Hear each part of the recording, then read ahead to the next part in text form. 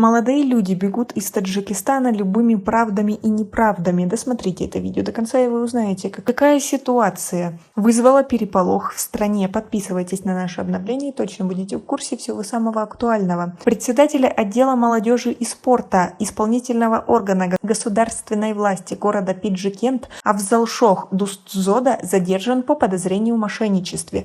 Источник в ОМВД Пиджикента сообщил, что Дустзода задержан за то, что пообещал оформить военный билет молодому человеку за вознаграждение, хотя не имеет таких полномочий. Он получил за это определенную сумму от одного человека, сказал источник и добавил, что Дустзода был задержан 25 мая на основании жалобы. Глава администрации председателя города Пиджикент Саят Тахирзода сообщил, что пока к ним не поступало никакой официальной информации о данном деле.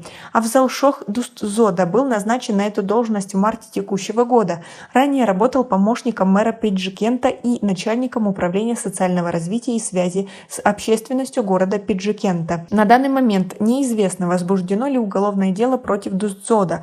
По словам источника, ведется расследование. Задержание Дустзода происходит на фоне того, что план весеннего призыва в армию в городе Пиджикент еще не выполнен. Весенний призыв на срочную службу в армии начался 1 апреля и продлится до конца мая. Как вы относитесь к такой ситуации? И, возможно, у вас есть знакомые или просто слышали истории по поводу облав или призыва в армию. Свои ответы напишите нам, пожалуйста, в комментарии.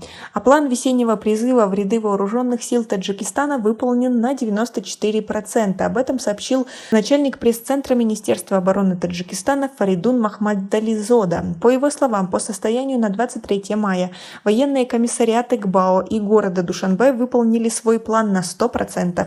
В Сагдийской области выполнение плана на уровне 90%, в Хатлонской 94%, в районах республиканского подчинения 93%, сообщил он. В Таджикистане в 2020 году внесены изменения в закон о воинской обязанности и военной службе, согласно которым помимо студентов бакалавриата в армию призываются и студенты магистратуры.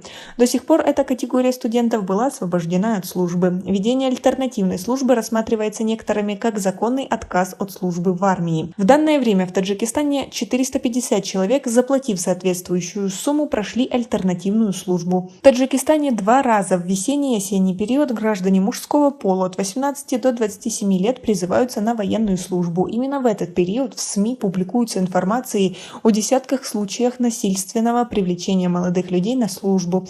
Власти всегда опровергают эти сведения и заявляют об увеличении числа добровольцев на военную службу. А как вы относитесь к той ситуации и к тому, как молодежь относится к военной службе у нас в стране? И как вы думаете, чья это проблема? Свои ответы напишите нам, пожалуйста, в комментарии. У нас пока на этом все. Оцените наше видео подпиской и лайком. До скорой встречи!